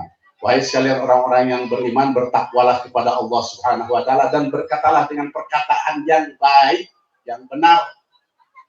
Yusrih lakum a'malakum, niscaya Allah akan perbaiki amal-amalmu. Itu segitu saja saya bicara ya. Jadi Bapak Ibu sekalian, Nabi Muhammad SAW begitu disuka disenang ketika sudah sampai di Masjidil Aqsa. Beliau pas sedang berdiri, itu setelah beberapa kegiatan yang ada, berdiri di atas batu. Saatnya beliau akan diangkat oleh Allah dengan sebutan Mi'raj. Tangga lift yang tadi siap bergerak, naik, ngangkat, batunya pun ikut ngangkat. Jadi kalau Bapak Ibu yang pernah ke Masjidil Aqsa, itu ada batu, cuman sekarang sudah disangga ya, sudah disangga. Walaupun penyangga itu dipinggirkan, batu itu tetap akan ngambang sampai sekarang, nggak akan jatuh. Begitu. Itu batu yang ingin ikut kepada baginda Nabi untuk ikut ke atas. Hei batu, cukup sampai di sini karena aku yang diundang ke sana. Kalau bahasa kita seperti itu. Tapi sesungguhnya disitulah malaikat yang berbicara kepada batu, bukan Rasulullah SAW. Rasulullah tak sanggup untuk bertutur kata seperti itu. Kenapa? La yakul wa la yaf'al illa ma'lufa. Tidak bertutur kata, beliau tidak juga berbuat atau bertindak beramal illa ma'rufa, kecuali ma'ruf. Ma'ruf 3 indikatornya. Benar sesuai aturan Allah, baik dalam pandangan budaya manusia, indah siapapun tak akan merasa buruk, semuanya pasti jadi kebaikan. Itu mah ya. Bergerak Rasulullah sampai di langit pertama, ketuk salam di sana. Nabi Adam alaihissalam bahagia, bangga, senang. Bagaimana bahasa kita, ada liftingnya, ada datang. Masuk langit kedua, terus maaf tidak disebutkan satu persatu, terus sampai ketemu dengan Nabi Musa alaihissalam. Nabi Musa, mau kemana engkau? Aku diundang oleh Allah, gitu. Ya, lanjut. Nanti sekiranya engkau kalau sudah sampai sana, pulang ke sini jangan lupa datang lagi padaku. Maaf, mohon maaf. Ini bicara tentang kepengurusan masjid, kepengurusan RW, RT sampai dengan presiden, DMI, MUI, semua pengurusan. Selaku senior, maka tolong bina adik-adik di leading atau di bawahnya. Ajarkan dia harus lebih tinggi lagi ke atas. Kenapa? Karena era nanti yang di bawah kita berhadapan dengan zaman yang lebih repot daripada zaman yang kita lakukan. Betul nggak? Jauh. Nah, tapi perlu kontrol dari kita. Ini Nabi Musa mengajarkan kepada kita sekalian. Nah, biasanya kalau ini nggak dipakai, perselisihan pasti banyak. Nggak di musola, di masjid, di KRW, banyak sekali. Tapi kalau ini dipakai, insya Allah damai senantiasa. Bergeraklah, ya siap. Wahai abangku, bergeraklah. Singkat cerita, di Sidratul Muntaha, berhenti sesaat. Kenapa? Karena malaikat Jibril menyatakan, aku tak bisa menemanimu. Kenapa ya Jibril? Karena aku batasnya sampai di sini, ketetapan Allah. Kenapa kok aku bisa? Ya, engkau telah diciptakan untuk sampai. Dan bukan kau saja, semua nanti hamba-hamba Allah dari umatmu akan sampai. Di mana? Nanti bicara tentang sholat. Sholat itu kan mi'rajnya orang-orang yang beriman. Makanya ini perlu diperhatikan. Ini yang menjadikan ending buat kita sekalian sesungguhnya. Bergerak Nabi Muhammad SAW ketika malaikat Jibril sudah tidak bisa mengikuti, cukup sampai di Sidratul Muntaha saja. Rasulullah bergerak ke sana. Dengan siapa? Beliau dengan kekuasaan Allah yang tidak ada yang mengawal lagi di sana. Hebat ya, luar biasa. Makanya siapapun tak bisa bercerita lebih panjang kecuali beliau yang tahu. Beliau yang tahu keagungan itu tak dapat digambarkan dengan sesuatu, apalagi dengan lisan. Makanya di sini kerahasiaan yang dahsyat. Sampailah di hadapan Allah yang dilestarikan nantinya dari bagaimana bertemu dengan para malaikat, para nabi, itu ada di dalam tahiyat, ya, di dalam tahiyat, terutama tahiyat akhir di sana. Sampai ketemu dengan Allah, kita tidak bercerita panjang, sampai Allah selesai, kemudian memberikan apa? Perintah. Kalau di dalam dunia militer ada perintah harian panglima, perintah harian kepala staf angkatan udara. Biasanya ada 5, coba deh perhatikan. Panglima ada 5, kepala staf angkatan ada 5. Biasanya itu. Yang paling utama adalah untuk jaga dan meningkatkan iman dan takwa, pasti udah dijamin. Silakan Bapak Ibu, khusus yang di TNI dan PNS TNI, perhatikan baik-baik. Dan itu biasanya setahun sekali pasti ada. Kalau enggak, pas beliau dilantik biasanya seperti itu ada. Perintah harian itu ada. Ya, seperti itu. Nah, sampai sana ternyata perintah harian itu turun kepada baginda Nabi besar Muhammad Sallallahu Alaihi Wasallam. Apa perintah hariannya? Terkandung di dalam sholat itu. Sholat awalnya 50 waktu baik turun. Nah di sini maaf, semua sudah tahu tentang 50 waktunya. Tapi pelajaran apa yang bisa kita ambil di sini? Nabi Muhammad turun karena tadi di awal ketika berangkat ada pesan Nabi Musa untuk datang nanti setelah dari Allah. Coba Apa yang Allah berikan datang lagi. Jadi junior itu harus apa? Loyal. Islam mengajarkan itu turut perintah, padahal itu bukan perintah. Tolong, itu hanya berbicara kepada kakak, pada adik, senior, pada junior. Yo, nggak diikutin pun nggak apa-apa, tapi Nabi Muhammad yang loyal. Jadi kalau di dalam dunia kehidupan bermasyarakat tidak ada loyalitas, tidak sunnah Rasul itu namanya. Hati-hati. Sudah terpilih ada di masjid, nggak loyal itu namanya. Loyal itu jangan berbicara bawahan ke atasan saja. Atasan tidak mengikuti aturan yang ada, tidak melihat bagaimana budaya masyarakat yang ada, bagaimana di situ ada orang yang betul-betul memiliki ilmu, tak diikutinya, mentang-mentang dia atasan atau dia pimpinan, maka tidak loyal itu namanya. Loyal jangan dikafiri, bukan sekedar bawaan saja pada atasan.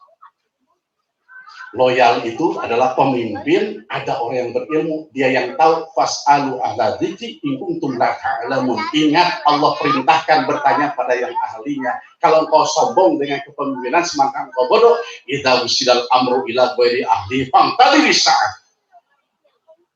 Apabila suatu perkara dipercayakan kepada orang yang bukan ahlinya, tunggu kehancurannya. Itu bahasa. Ya. Siapa yang Rasulullah berbicara tentang ulama itu? Masya Allah. Sayati zamanun ala umat yafiruna minal ulama wal fuqaha fayabtalihullah bagian. Nanti akan datang satu zaman buat umatku, mereka itu menjauh, memusuhi, bahkan tidak jarang, maaf, ulama itu dikabiri, dikecilkan, bahkan ada yang dibunuh. Nanti akan datang nih, ulama dan ahli fikih, ulama wal fuqaha. Maka saat itu akan ditibakan 3 bala, kata Rasulullah SAW. Apa? Ulaha yang pertama. Bala yang pertama apa? Yarfailahul barakah min kasbihim. Allah akan mengangkat, mencabut keberkahan dari usaha-usahanya. Maaf Bapak Ibu sekalian, sekarang kita bekerja, orang tua bekerja, kita selaku orang tua bekerja, berangkat sebelum matahari terbit, betul kadang-kala ya, betul ya. Pulang kadang-kala setelah matahari terbenam. Jangan ngomong alasan karena macet. Demikian alam yang ada. Bagaimana kita punya rumah, maaf, halaman depannya kadang-kala sempit, mepet, mobil aja susah parkir, betul ya? Tapi orang tua dulu, dia bekerja, maaf, matahari itu sudah 1 tumbak, dia sudah sempat sholat duha dulu, baru pergi dia ke sawah, betul nggak kira-kira?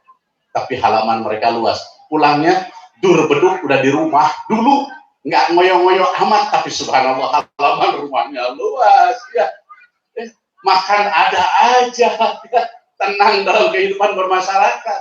Bahkan kadang-kadang maaf di rumah tidak punya apa-apa, tapi air 1 kendi 1 teko ditaruh di depan sana. Ada yang lewat di sana, Pak mampir dulu, Ibu mampir dulu, silakan minum. Itu air untuk diminumnya. Kita sekarang banyaknya ketakutan, betul ya? Iya. Zaman sekarang. Ya. Baik, Bapak Ibu sekalian, ini bicara tentang loyalitas, turun nemui yang namanya Nabi Musa alaihissalam. Adinda, gimana? Sudah siap? Ada apa perintah dari Allah? Kami diperintahkan bersama umat 50 waktu sholat. Adinda, mumpung belum sampai ke bumi ke sana, baru sampai di sana, kembali lagi pada Allah, minta dikurangi. Bayangkan, nggak ada kata-kata nggak enak sama Allah, malu, begitu. Bayangkan Allah yang Maha Kuasa begitu dipinta, begitu senior menyatakan. Nabi Musa punya pengalaman. Nabi Musa lebih daripada Nabi Muhammad bicara tentang firman. Nabi Musa wa kalamallahu Musa takliman, betul nggak kira-kira? Allah, Nabi Musa dengan Allah tuh ngobrol. Kalau Nabi Muhammad nunggu firman, tapi Nabi Musa ngobrol sama Allah. Wa kalamallahu Musa takliman. Siap, saya balik lagi sampai pada Allah. Izin ya Allah, apa ngadu karena ini dari Nabi Musa? Enggak, ditelannya sendiri bertanggung jawab atas apa yang akan dilakukannya. Kenapa? Karena decision makernya adalah dirinya. Itu yang harus ada, ini generasinya harus ada. Maaf, ini saya sedang memotivasi ya, membangun umat, membangun kepribadian kita semuanya. Biasanya suka canda-canda lebih, mungkin sebab dibatas seperti tadi saya. Bergerak, siap ya Allah. ya Allah. Jika diperkenankan, ini bahasa saya, dikurangi ya Allah. Gitu kan. Baik, aku kurangi 5. Nggak banyak kompromi di sana. Naik, kurangnya 5, turun. Sampai ngadep lagi. Wahai abang, saya sudah alhamdulillah dikurangi 5. Masih kebanyakan, balik lagi. Bayangkan hebatnya Nabi Muhammad, naik lagi beliau. Kalau kita, lo senior tuh jua nggak terusin. Itu kan bahasa-bahasa yang nggak benar sekarang ini. Ini senior maka nggak perlu diikutin. Enggak, Rasul. Oh siap. Pertimbangan ini pertimbangan dahsyat yang baik. Naik beliau kembali. Sampai di sana Allah sudah tahu. Baik, aku kurangi 5 lagi, turun lagi. Terus dia ulang seperti itu. Yang terakhir, maaf, setelah 35 turun ke bawah, ini yang indah. Dari seorang junior atas seniornya. Begitu turun, Nabi Musa menyatakan lagi, wahai Adinda, naik lagi ke atas. Beliau menyatakan, wahai Abangda, alhamdulillah atas saran dari 50 jadi tinggal 5. Namun saya menghitung, kalau sekiranya saya naik lagi, maaf, kan setiap pengurangan 5, saya khawatir ternyata saya tidak boleh. Oh iya, bener. Jadi ada berpikir logiknya, begitu bahasanya, ada kepatuhan di sana, di situ ada juga bisa menerima sesungguhnya. Tapi ada satu hal yang terpenting, aku khawatir jika aku naik lagi, aku dikurangi 5 lagi, akhirnya tidak membawa apa-apa. Aku ingin membawa bukti, dan ini menjadikan lekatkan hati dan pikirku serta jiwa ragaku, agar aku terus merasa dekat dengan Rabbku yang dimai. Turun, kata Nabi Musa, bener juga, bener. Waduh, ente bener-bener junior yang luar biasa, dahsyatnya kalau boleh bahasakan. Turunlah, betapa hebat. Tidak sakit hati Nabi Musa alaihissalam, tetap hadiah dari Allah dibawa, tapi di situ sudah dalam perhitungan yang cukup dan disanggupi oleh diri baginda Nabi dan umatnya. Baru 5 waktu saja, subuh, zuhur, asar, maghrib, isya. Dari sekian umat Islam, hanya sekian persennya yang melaksanakan sholat 5 waktu. Dari yang melaksanakan sholat 5 waktu, hanya sekian persennya yang bisa benar-benar sesuai dengan kaifiat sholat berdasarkan fikihnya. Betul nggak? Jujur kita semua. Dari sekian yang mengerjakan sesuai dengan kaifiatnya, sekian persen yang khusyuknya. Tolong dipikirkan baik-baik, kita ada di mana. Dari sekian yang khusyuk, yang bisa mengamalkan dalam kehidupan nilai sholat, belum tentu semuanya. Betul? Inna sholata tanha 'anil fahsya'i wal munkar. Banyak orang yang kelihatan khusyuk dan dia menyatakan juga merasa khusyuk, teknisan ada, tapi maaf, maksiat masih dilakukan. Ya, Bapak Ibu sekalian, Bapak Ibu, saya sempat membaca di dalam kitab Hikam itu, apabila kita membanggakan sekaligus di dalam kitab Bahjatul Wasail, ya, itu ada namanya maksiat hati, maksiat qalb katanya. Itu diantaranya kalau kita, maaf, merasa ujub, kita merasa bangga dengan kita takwa pada Allah Subhanahu wa Ta'ala, itu sesungguhnya maksiat hati. Kita sudah merasa bangga, ujub dengan takwa kita, dengan ibadah kita, itu maksiat qalb. Imam Al-Ghazali menyatakan salah satu dosa bagi orang-orang yang suka ibadah itu adalah ketika dia tengah malam, orang lain tertidur, dia berdiri tegak mengerjakan sholat tahajud, tapi dirinya menyatakan, yang lain mah tidur, aku mah sholat. Hebat. Itu sesungguhnya dosa. Itu kata Imam Al-Ghazali loh. Baca di dalam kitab Hidayatul Hidayahnya Imam Al-Ghazali. Allah ya. Baik Bapak Ibu sekalian, ini sebagai penutup tentunya untuk Bapak Ibu sekalian, untuk kita, untuk yang berbicara. Ada satu hal yang perlu kita catat bersama dari seluruh yang tadi itu, ternyata oleh yang utama adalah sholat. Ternyata dengan sholat itu manusia bisa lepas dari bagaimana jejak kaki yang memapak di bumi ini, terlepas semuanya, terangkat sampai kita merasa berhadapan dengan Rob kita. Bahkan bukan sekedar rasa, jiwa dan raga kita bisa sampai ke sana. Banyak orang yang sudah terjadi. Di antaranya ketika bulan suci Ramadan, berapa banyak ketika 10 malam terakhir, kita nggak usah berbicara siapa menunjuk orangnya, dia sholat berada di satu masjid. Maaf, di sini ada orangnya juga kalau tidak salah, saya lupa, ketika itu ada sekitar 6 atau 5 orang lah.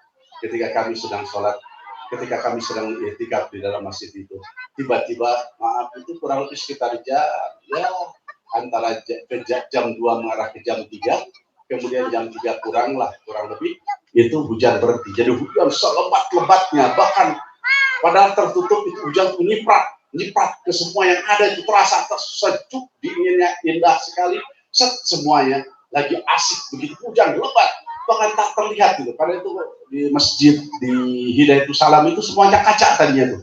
Jadi sampai rumah-rumah tetangga yang berdekatan nggak kelihatan, saking begitu rapatnya itu hujan. Jadi betul-betul kabut hujan, tapi cipratan air terasa, terutama yang dekat ke mimbar itu, cipratan air itu ada, ya luar biasa semua.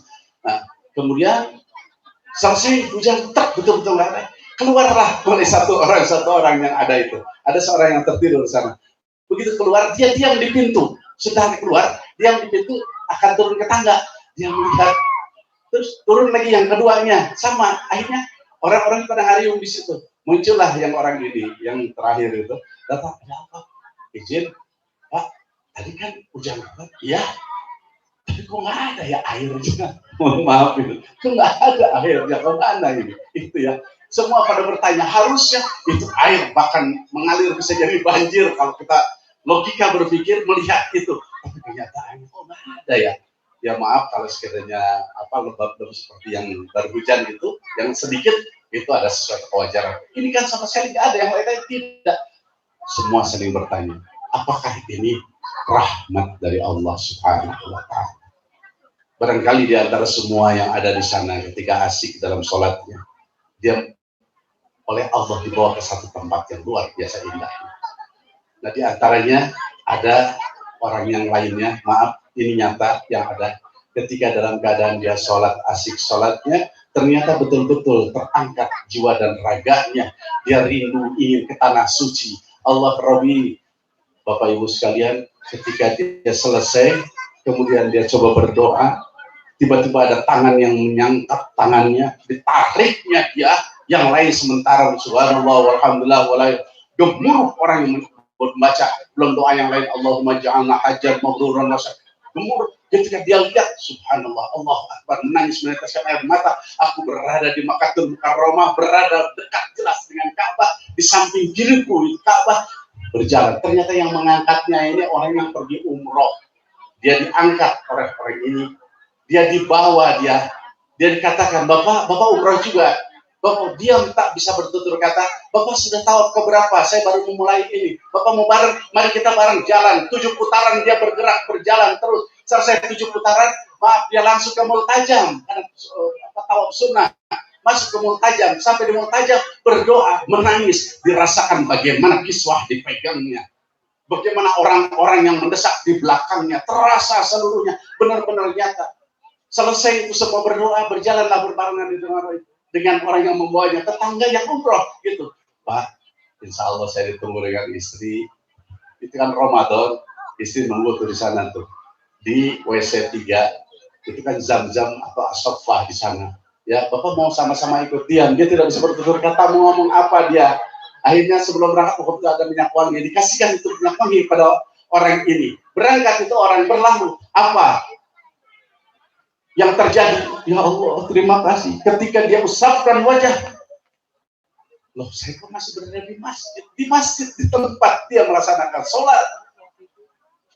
Dia terkaget-kaget, yang tadi benar enggak? Tapi begitu dipegang minyak wanginya ada. Dan yang lebih nyata lagi, ketika orang itu sudah pulang, dia bicara, saya ketemu dengan Pak Anu. Ah, kata siapa? Dia ada di sini. Umrah juga enggak. Benar. Sungguh saya ketemu, saya bersama dengannya umrah, bersamanya dengan dia tawaf di sini. Tak dapat diberikan jawaban kepada siapapun juga, rahasia. Jika Allah ingin memberangkatkan seseorang, Ini sudah seperti Mi'raj, betul nggak kira-kira? Allah tidak bawa bagaimana ke Sidratul Muntaha, roh sana, tapi Allah sampaikan dia ke Baitullahnya sampai di sana. Dia tidak perlu password, dia tidak perlu naik pesawat, tapi dia tiba di sana. Waktunya begitu singkat. Akankah terjadi pada kita? Tergantung kualitas iman dan ketakwaan kita tentunya. Bapak Ibu, akan panjang tentunya. Kita belum berbicara membedah tentang sholat sendirian, sholat berjamaah. Bagaimana kaitan dengan fungsi sholat, kaifiat sholat, bagaimana fadilah sholat, sholat wajib dan sholat sunnah dalam kehidupan kita, tentunya butuh waktu lagi. Nggak mungkin kita harus membahas sekarang. Mudah-mudahan yang sedikit ada guna dan manfaatnya. Semoga semua mendapatkan rahmat dari Allah dengan peringatan ini. Al-Fatihah. A'udzubillahi minasyaitonir rajim. Bismillahirrahmanirrahim. Alhamdulillahirabbil alamin. Arrahmanir rahim. Maliki yaumiddin. Iyyaka na'budu wa iyyaka nasta'in. Ihdinas siratal mustaqim. Siratal ladzina an'amta 'alaihim ghairil maghdubi 'alaihim waladdallin. Amin. Allahumma shalli 'ala sayyidina Muhammad wa 'ala ali sayyidina Muhammad. Alhamdulillahirabbil alamin. حمد الشاكرين حمد النائمين حمدا يوافي نعمه ويكافئ مزيدا يا ربنا لك الحمد كما ينبغي لجلال وجهك الكريم وعظيم سلطانك ya Allah ya Rabb, ampuni segenap dosa dan kesalahan kami, terima berbagai ibadah kami ya Allah ya Allah ya Rabb, jadikanlah kami hamba yang syakirin, hamba yang mampu mensyukuri nikmat pemberian, jadikan hamba yang qanaah ya Allah. Jadikan kami hamba-hamba yang khusyuk dalam berbagai ibadah. Jadikan kami orang-orang yang senantiasa menegakkan sholat, berjamaah, tepat waktu, ya Allah. Ya Allah, jadikan di dalam kami khusus kalbu kami, ya Allah, yang Engkau, ya Allah. Singkirkan dunia, ya Allah. Singkirkan dunia, ya Allah. Singkirkan dunia dan keindahannya, tidak untuk kami cintai. Tapi Kau berikan, ya Allah, sebagai memperkaya amal kami, ya Allah. Jadikanlah kami yang terhindar dari ria, ujub, dan takabur. Ya Allah, kami mohon dengan peringatan ini, Engkau stempel kami khususnya, keluarga kami seluruhnya, saudara-saudara kami, minal mu'minin wal mu'minat, orang-orang yang Kau cintai, orang-orang yang betul-betul bahagia, senang, dan cinta pada sholat, ya Allah. Jadikan sholat Mi'raj kami, ya Allah, untuk sampai kepada-Mu, ya Rabb. Ya Rabb, jadikanlah sholat kami 5 waktu, sholat sunnah kami, ya Allah, menjadi benteng yang menghalangi kami dengan api neraka, menjadi benteng yang menghalangi kami dari murka-Mu, ya Allah, dan menjadikan kunci pembuka yang lebar seluas-luasnya rahmat-Mu, serta bahagia yang kami hidup di dunia maupun di akhirat. Ya Allah, jadikan kami, anak-anak kami, keturunan kami, istri, suami, tercinta, orang tua kami, seluruh adik kakak kami, ya Allah, paman bibi kami, rekan sahabat kami semua, orang-orang yang senantiasa menjaga sholat, ya Allah. Sholat yang dapat diamalkan dengan perbuatan yang baik. Ya Allah, jaga lindungi kami, lindungi keluarga kami, masyarakat kami, ya Allah. Berikan kepada kami rumah tangga yang mawaddah warahmah dan sakinah, keturunan kami sholih dan sholihah, ya Allah. Curah limpahkan rizqun karim halalan thayyibah yang penuh berkah, ya Allah. Ya Allah, jadikanlah kami orang-orang yang di akhir kehidupannya husnul khatimah, ya Allah biha ya Allah biha ya Allah bi husnul khatimah, ya Allah biha ya Allah biha ya Allah bi husnul khatimah, ya Allah biha ya Allah biha ya Allah bi husnul khatimah. Allahumma ighfir li ummati sayyidina Muhammad, Allahumma arham ummati sayyidina Muhammad, Allahumma astur umat Sayyidina Muhammad, Allahumma jibur umat Sayyidina Muhammad, Allahumma asrih umat Sayyidina Muhammad, Allahumma afi umat Sayyidina Muhammad, Allahumma hafadh umat Sayyidina Muhammad, Allahumma arham umat Sayyidina Muhammad rahmatan amatan ya rabbal alamin, Allahumma ighfir li umat Sayyidina Muhammad maghfiratan amatan ya rabbal alamin, Allahumma farij an umat Sayyidina Muhammad farajan ajalan ya rabbal alamin. Allahumma ij'alna minat tawabin waj'alna minal mutatahhirin waj'alna min ibadika as-salihin. Allahumma tawil umurana وصحيح أجسادنا ونور قلوبنا وثبت إيماننا وأحسن أعمالنا. Ya Allah ya Rabb, jadikanlah kami hidup di tengah-tengah kehidupan masyarakat kami, khusus ya Allah di desa Mampir ini dalam keadaan damai rukun, ya Allah. Hindarkan dari perpecahan, ya Allah. Jaga kami, selamatkan kami, ya Allah. Demikian keturunan kami, termasuk bangsa Indonesia ini, jaga ya Allah dari disintegrasi, jaga ya Allah dari perpecahan, rukunkan, damaikan kami ya Allah, lancarkan dalam segala setiap hal, terutama dalam pelaksanaan pemilu semua. Damaikan kami seluruhnya ya Allah, berikan kesadaran bahwa hakikatnya Engkau telah tentukan siapa yang menjadikan pemimpin untuk masa depan kami, bukan sekedar tahun 2024, bahkan di ribuan tahun ke depan Engkau sudah menetapkan siapa yang akan menjadi pemimpin ya Allah, karena Engkau yang Maha Kuasa. Subhana rabbika rabbil izzati amma yasifun wa salamun alal mursalin walhamdulillahi rabbil alamin. إلى حضرة المصطفى سيدنا محمد رسول الله صلى الله عليه وسلم وأولاده وأزواجه وذريته وأمته أجمعين. شكرا لله. الفاتحة. أعوذ بالله من الشيطان الرجيم. بسم الله الرحمن الرحيم. الحمد لله رب العالمين الرحمن الرحيم مالك يوم الدين إياك نعبد وإياك نستعين اهدنا الصراط المستقيم صراط الذين أنعمت عليهم غير المغضوب عليهم ولا الضالين آمين. Mohon maaf atas segala bentuk kekurangan. Akhirul kalam. Assalamualaikum warahmatullahi wabarakatuh.